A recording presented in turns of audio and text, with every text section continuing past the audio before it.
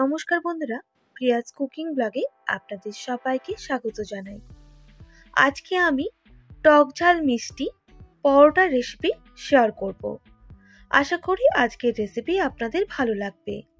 তো চলুন আজকের রেসিপি দেখে নিই। প্রথমে 1 বাটি ময়দা নিয়েছি আর হাফ বাটি আটা।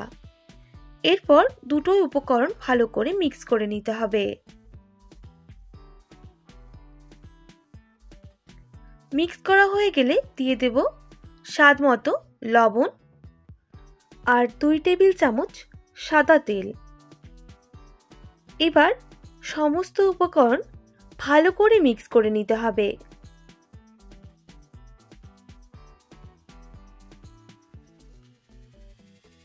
তো বন্ধুরা, একটু লক্ষ্য করুন আমি ময়দাটা কিভাবে মেখে নিচ্ছি।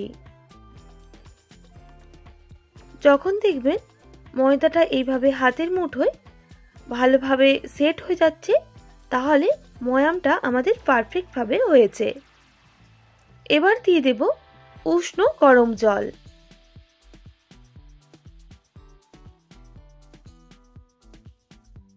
উষ্ণ গরম জল দিয়ে একটা ডো বানিয়ে নিতে হবে।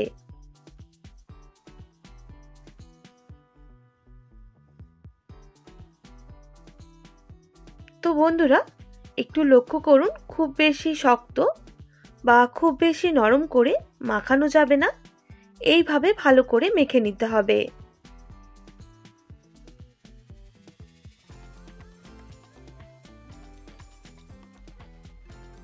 এবার আমি এই ডো থেকে ছোট ছোট লেচি করে নেব।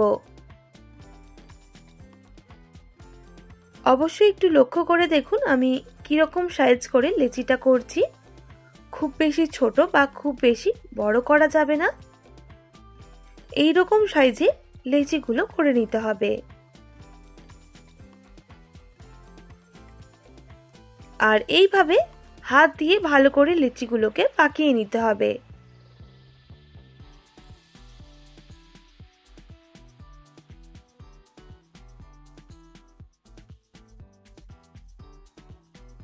একইভাবে সমস্ত লেচিগুলো এইভাবে আমি পাকিয়ে নেব। আর এদিকে নিয়েছি সেদ্ধ করা আলু। আলুগুলোকে একটু ম্যাশার দিয়ে ম্যাশ করে নিচ্ছি।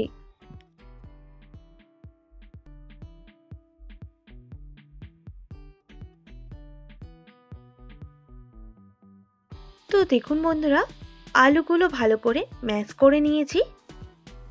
এবার একটা কড়াই বসিয়ে দেব। আর কড়াইটা খুব ভালো করে গরম হয়ে গেলে দিয়ে দিতে হবে 1 টেবিল চামচ সরষের তেল।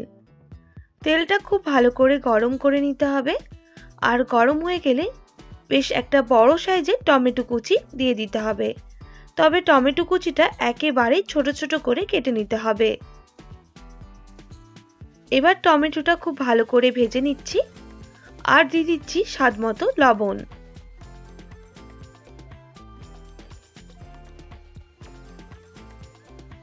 বেশ কিছুক্ষণ ভেজে নেওয়ার পর টমেটোগুলো কিন্তু অনেকটাই নরম হয়ে এসেছে। এবার দিয়ে দিতে হবে সামান্য পরিমাপ ধনেপাতা কুচি আর দিয়ে দেব সামান্য হলুদের গুঁড়ো, সামান্য জিরা গুঁড়ো আর সামান্য গরম মশলা। এবার ভালো করে মিক্স করে নিতে হবে।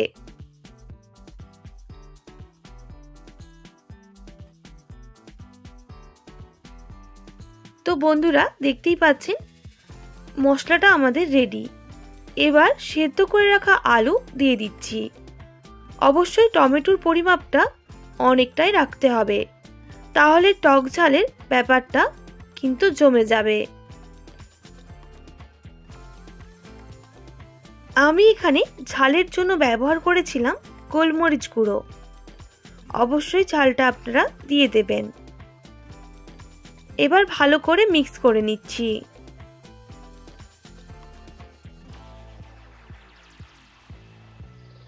আর পুরটা বেশ ভালোভাবে ভেজেও নিতে হবে।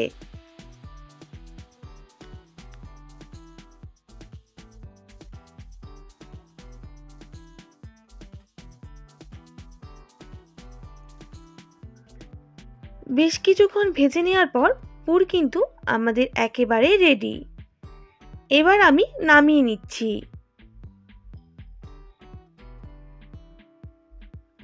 আর যে লিচিগুলো গোল করে রেখেছিলাম তার মধ্যে এইভাবে খিলি করে পুরটা দিয়ে দিতে হবে।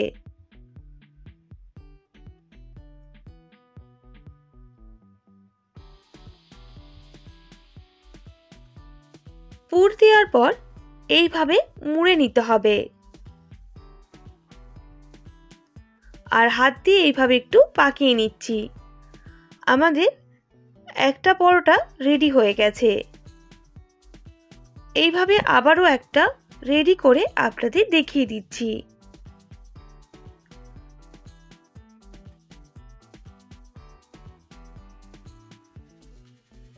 এইভাবে বানিয়ে নিলে পুরটা কিন্তু একেবারে বেরিয়ে যাবে না।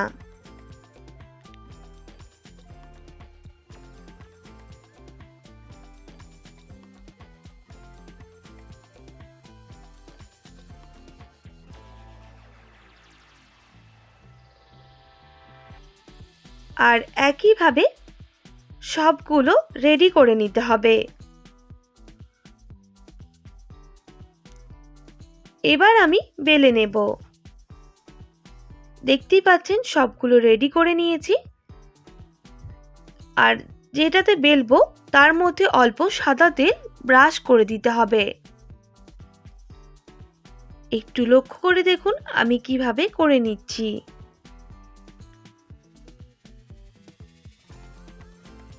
এবার পরোটাগুলো আমি বেলে নেব।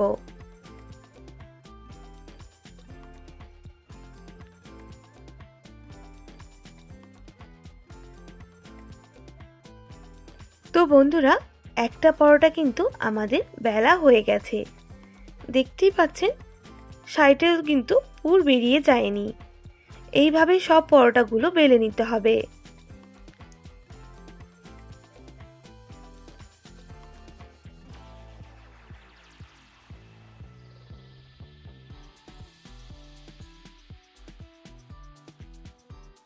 এবার আমি ভেজে নেব। তাই একটা ননস্টিকের তাওয়া বসিয়ে দিলাম। অল্প সাদা তেল ব্রাশ করে নিতে হবে। এরপর পরোটাগুলো দিয়ে উল্টে পাল্টে লালচে করে ভেজে নিতে হবে। তবে গ্যাসের ফ্লেমটা মিডিয়ামে রেখে প্রথমের দিকে পরোটাগুলো একটু ভেজে নেব। তারপর গ্যাসের ফ্লেমটা হাই করে লাল করে ভেজে নিতে হবে।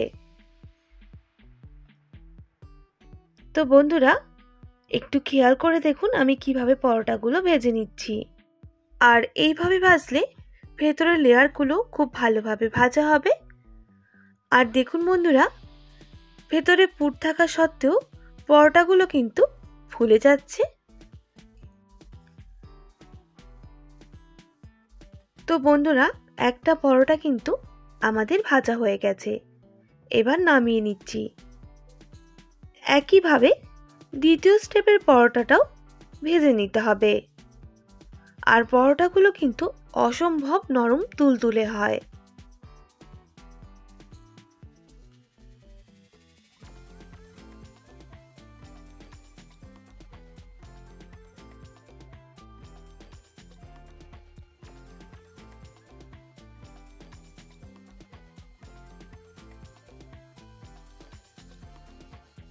একইভাবে দ্বিতীয় পরোটাটাও ভাজা হয়ে গেছে।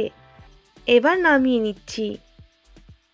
আর সব পরোটাগুলো কিন্তু এইভাবেই ভেজে নিতে হবে। আজকে আমাদের টকঝাল মিষ্টি পরোটার রেসিপি একেবারেই রেডি। কতটা নরম তুলতুলে হয়েছে আপনাদের সেটা একটু দেখিয়ে দিই।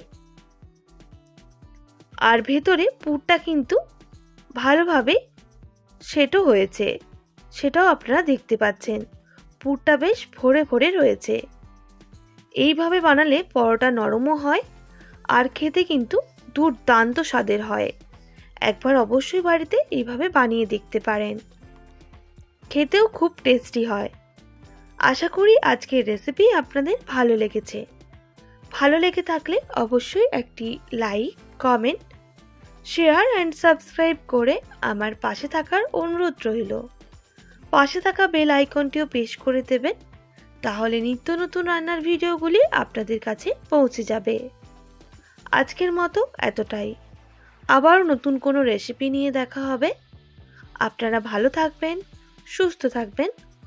আর এতক্ষণ আমার সঙ্গে থাকার জন্য অনেক ধন্যবাদ আপনাদের সবাইকে।